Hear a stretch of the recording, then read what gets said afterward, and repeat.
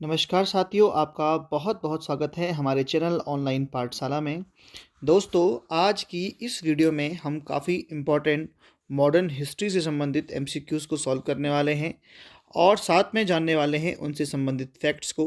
तो काफ़ी इम्पोर्टेंट और रोचक ये वीडियो होने वाली है। तो दोस्तों, वीडियो को अंत तक ज़रूर देखिएगा। हमने काफ़ी मेहनत इन वीडियोज़ में की है आपके लिए और आपको ये जान कर के बहुत खुशी होगी कि आपके जो आने वाले एग्ज़ाम्स हैं, इनके लिए ये जो क्वेश्चंस हैं काफ़ी महत्वपूर्ण साबित होने वाले हैं।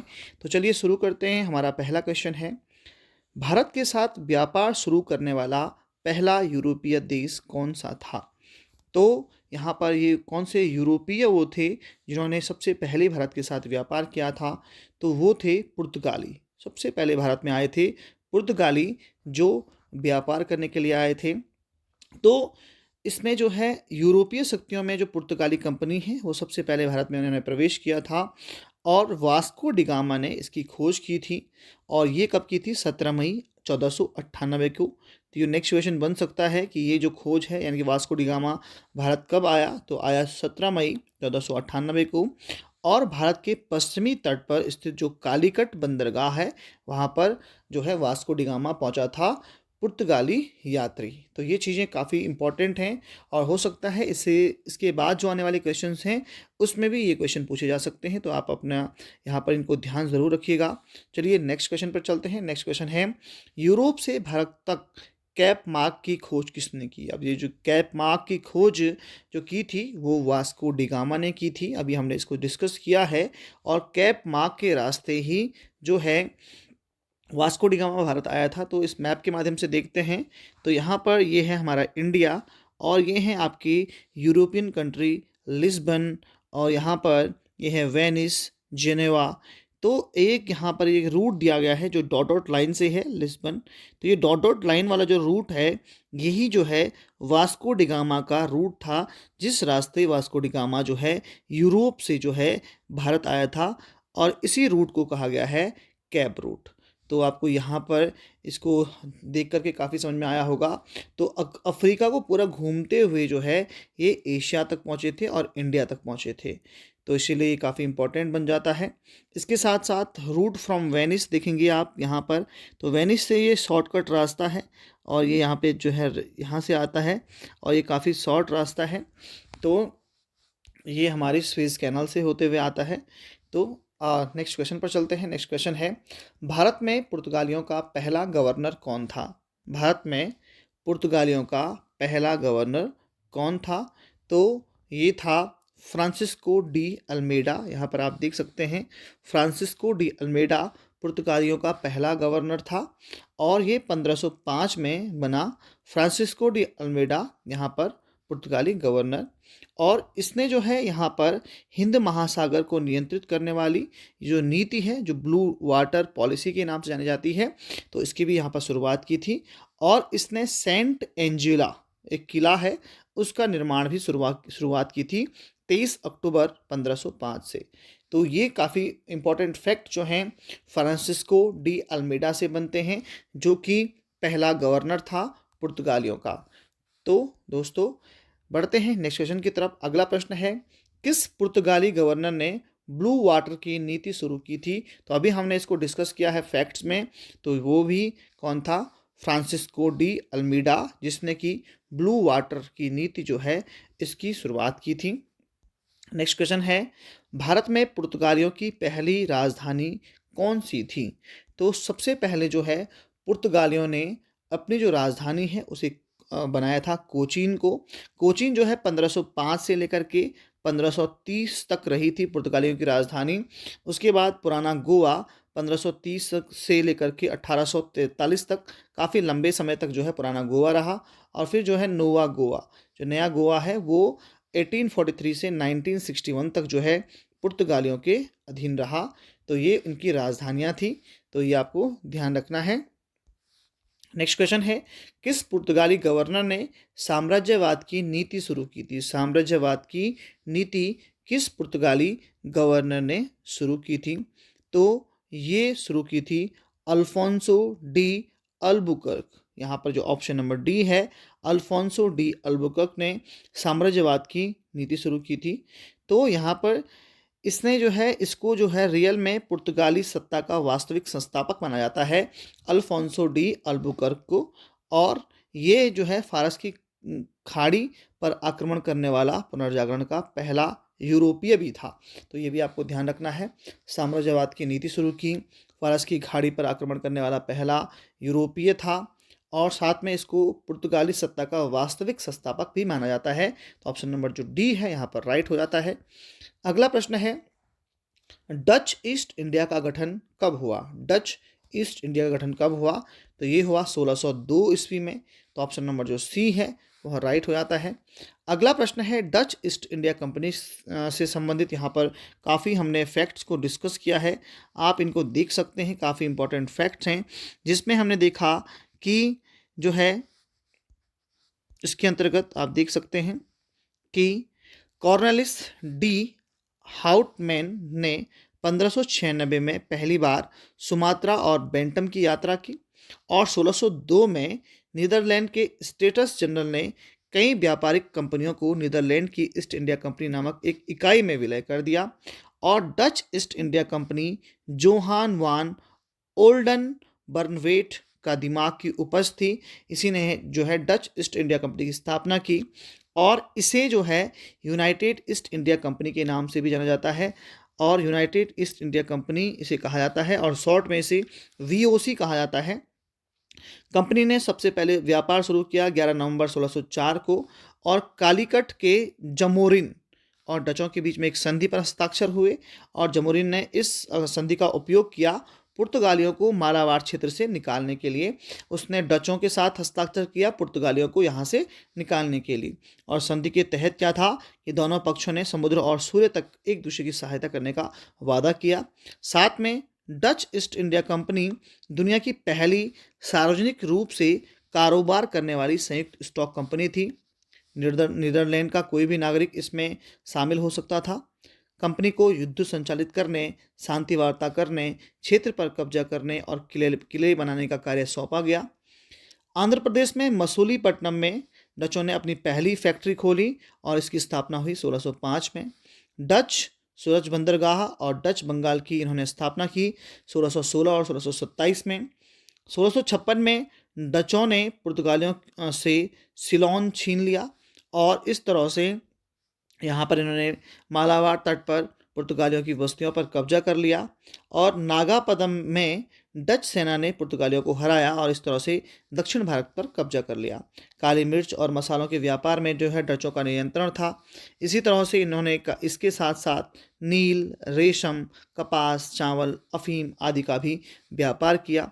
तो ये कुछ इंपॉर्टेंट फैक्ट थे डचों से संबंधित। और स्टीवन वैन डेर हेगन जो है डच ईस्ट इंडिया कंपनी का पहला एडमिरल था, ये भी आपको याद रखना है। तो ये कुछ फैक्ट थे, आप इसको स्क्रीनशॉट कर सकते हैं और इनको बाद में पढ़ सकते हैं। तो ये आपके लिए था। अब बढ़ते हैं नेक्स्ट क्वेश्चन की तरफ। अगला प्रश्न है, किस पुर्तगाली गवर्नर ने बीजापुर के शासक से गोवा पर कब्जा कर लिया? कौन सा पुर्तगाली गवर्नर था जिसने बीजापुर के शासक से गोवा पर कब्जा कर लिया था? तो ये था अल्फांसो डी अल्बुकुर्क। तो ऑप्शन नंबर जो बी है वह राइट है। नेक्स्ट क्वेश्चन है, ब्रिटिश ईस्ट इंडिया कंपनी की स्थापना कब हुई? तो सन 1600 ईस्वी में ब्रिटिश ईस्ट इंडिया कंपनी की स्थापना होती है, ये हम जानते हैं। और अगला प्रश्न है, वास्को डी गामा भारत कब पहुंचा? तो इसके बारे में हम डिस्कस कर चुके हैं। 1498 में जो है वास्को डी गामा भारत आया था। ऑप्शन नंबर जो बी है वह राइट हो जाता है। नेक्स्ट क्वेश्चन है, ईस्ट इंडिया कंपनी ने अपना पहला कारखाना कहाँ स्थापित किया?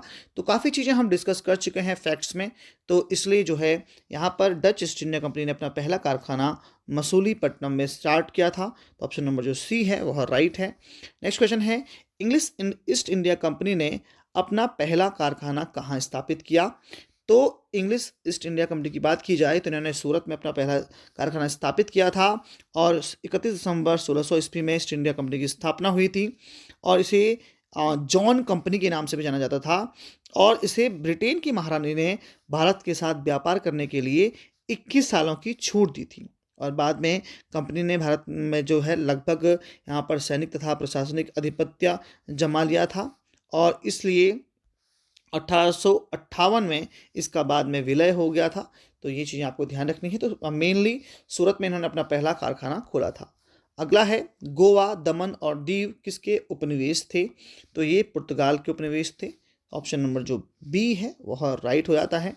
नेक्स्ट क्वेश्चन है, किस मुगल शासक ने ब्रिटिश ईस्ट इंडिया कंपनी को सूरत में फैक्ट्री शुरू करने की अनुमति दी थी? तो ये था जहांगीर। जहांगीर ने ईस्ट इंडिया कंपनी को सूरत में फैक्ट्री बनाने की अनुमति दी थी। तो अब यहाँ पर 31 दिसंबर 1600 ईस्वी को ईस्ट इंडिया कंपनी की स्थापना के साथ ही 1608 में विलियम हॉकिंस जो है यहाँ पर सूरत आया जहाज़ लेकर के, और इसके बाद इसने अपना पहला कारखाना सूरत में खोला 11 जनवरी और 1613 ईस्वी में। तो ये आपको ध्यान देना है। और इसके लिए जो अभी हमने बोला आदेश दिया था, जहांगीर ने परमिशन दे दी थी। तो यहाँ पर ये काफ़ी इंपॉर्टेंट फैक्ट हमने डिस्कस किए हैं। तो बढ़ते हैं नेक्स्ट क्वेश्चन की तरफ। फ्रेंच ईस्ट इंडिया कंपनी का गठन कब हुआ? तो फ्रेंच ईस्ट इंडिया कंपनी का गठन हुआ 1664 ईस्वी में। तो ऑप्शन नंबर जो डी है वह राइट हो जाता है।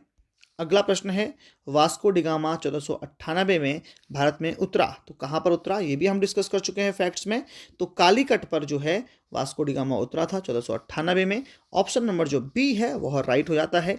नेक्स्ट क्वेश्चन, तृतीय आंग्ल फ्रांसीसी युद्ध के बाद किस संधि पर हस्ताक्षर किए गए थे? तो जो तीसरा आंग्ल फ्रांसीसी युद्ध हुआ था इसके बाद जो है पेरिस की संधि पर हस्ताक्षर हुए थे, और ये हुए थे 3 सितंबर 1778 से जो यहाँ पर जो ये चला था 1783 तक। तो यहाँ पर ग्रेट ब्रिटेन के राजा जॉर्ज तृतीय और यूएसए प्रतिनिधियों के बीच में ये जो है पेरिस की संधि हुई थी, और ये इससे जो है अमेरिका की जो क्रांतिकारी हैं इन्होंने अपना युद्ध समाप्त कर दिया था। तो इस बात को आप ध्यान रखेंगे। अगला प्रश्न है, बंगाल के किस नवाब ने अपनी जो राजधानी है वह ढाका से मुर्शिदाबाद कर दी थी? तो मुर्शीद कुली खान ने अपनी राजधानी ढाका से मुर्शिदाबाद कर दी थी। तो ऑप्शन नंबर जो बी है वह राइट है। तो हुआ यूँ था कि औरंगजेब का पोता जो था अजी मुस्तान, तो इससे मतभेद हुआ था। इसके कारण मुर्शीद अली खान ने अपनी राजधानी ढाका से मुर्शिदाबाद कर दी थी। अगला प्रश्न है, प्लासी का युद्ध किस वर्ष लड़ा गया? तो प्लासी का युद्ध 1757 ईस्वी में लड़ा गया। 23 जून 1757 ईस्वी में प्लासी का युद्ध लड़ा गया, और ये लड़ा गया लॉर्ड क्लाइव के नेतृत्व में। ईस्ट इंडिया कंपनी की तरफ से लॉर्ड क्लाइव था, जबकि ये लड़ा गया सिराजुद्दौला के इनके वर्सेस सिराजुद्दौला। और यहाँ पर जो सिराजुद्दौला का कमांडर था मीर जाफ़र, इसने धोखा कर दिया, और जिसकी वजह से यहाँ पर सिराजुद्दौला जो है हार गया। और इस प्रकार से इस युद्ध को माना जाता है कि यहाँ से अंग्रेजी सत्ता की जो है यहाँ पर शुरू हो गई थी भारत में। अगला है, द्वितीय आंग्ल फ्रांसीसी युद्ध के अंत में हस्ताक्षरित संधि थी, कौन सी संधि थी? तो ये थी पेरिस की संधि। तो ऑप्शन नंबर जो बी है वह राइट है। नेक्स्ट क्वेश्चन है, बेसिन की संधि ब्रिटिश और किसके बीच में हुई थी? तो ये हुई थी बाजीराव द्वितीय के बीच में। तो ऑप्शन नंबर जो बी है वह राइट है। अगला प्रश्न है, बक्सर का युद्ध कब लड़ा गया? तो बक्सर का युद्ध 1764 ईस्वी में लड़ा गया। तो ऑप्शन नंबर जो सी है वह सही हो जाता है। नेक्स्ट क्वेश्चन है, प्लासी के युद्ध में ब्रिटिश सेना का नेतृत्व किसने किया था? तो यदि आप वीडियो को ध्यान से देख रहे हैं तो आपको ध्यान होगा कि मैंने बताया था प्लासी का युद्ध में जो ब्रिटिश सेना का नेतृत्व करा था वो करा था कौन? Robert Clive. तो ऑप्शन नंबर जो सी है वह राइट हो जाता है, रॉबर्ट क्लाइव। अगला प्रश्न है, भारत में ब्रिटिश ईस्ट इंडिया कंपनी के पहले गवर्नर जनरल कौन थे? तो ये थे Lord Warren Hastings. Warren Hastings जो थे यहाँ पर पहले गवर्नर जनरल थे। तो ऑप्शन नंबर जो सी है वह राइट हो जाता है। नेक्स्ट क्वेश्चन है, फ्रांसीसी ईस्ट इंडिया कंपनी ने भारत में अपना पहला कारखाना कहाँ स्थापित किया? तो इन्होंने भी सूरत में स्थापित किया। तो ऑप्शन नंबर जो डी है वह राइट है। अगला प्रश्न है, वॉन्डीवॉर्स का युद्ध कब हुआ? तो वॉन्डीवॉर्स का युद्ध 1760 ईस्वी को हुआ। तो ऑप्शन नंबर जो ए है वह सही हो जाता है। अगला प्रश्न है, वॉन्डी वॉर्स के युद्ध में जो है किसने किसको हराया? तो वॉन्डी वॉर्स के युद्ध में अंग्रेजों ने फ्रांसीसियों को हराया। ऑप्शन नंबर जो बी है वह राइट हो जाता है। अगला है वॉन्डी वॉर्स का युद्ध किसके बीच में लड़ा गया? तो ऑब्वियस सी बात है जो है ये लड़ा गया ब्रिटिश और फ्रेंच के बीच में। तो ऑप्शन नंबर जो ए है वह सही हो जाता है। नेक्स्ट क्वेश्चन है बक्सर के युद्ध में ब्रिटिश सेना का नेतृत्व करने वाला जनरल कौन था? तो वो था हेक्टर मुनरो। हेक्टर मुनरो ने जो है बक्सर के युद्ध में ब्रिटिश सेना का नेतृत्व किया था। तो ऑप्शन नंबर जो डी है वह बिल्कुल सही है। और अंतिम प्रश्न है आज का कि प्लासी की लड़ाई जो है अंग्रेजों और किसके बीच में लड़ी गई? तो ये प्रश्न हम डिस्कस कर चुके हैं। तो ये सिराजुद्दौला और अंग्रेजों के मध्य हुई थी प्लासी का युद्ध 1757 में। तो ये यहाँ पर काफ़ी इंपॉर्टेंट क्वेश्चंस को हमने डिस्कस किया है मॉडर्न हिस्ट्री के। तो यदि आपको ये क्वेश्चन सही लगे हैं और आपको लगता है कि ये क्वेश्चन एग्जाम्स में आ सकते हैं तो इनको आप नोट ज़रूर कीजिएगा। और यदि आपको हमारा प्रयास अच्छा लगा है तो आप वीडियो को लाइक कर सकते हैं और इसी प्रकार की वीडियोस को जो है आपको समय समय पर मिलती रहें तो आप हमारे चैनल को सब्सक्राइब भी कर सकते हैं। फिलहाल इस वीडियो में इतना ही। वीडियो देखने के लिए आपका बहुत बहुत धन्यवाद।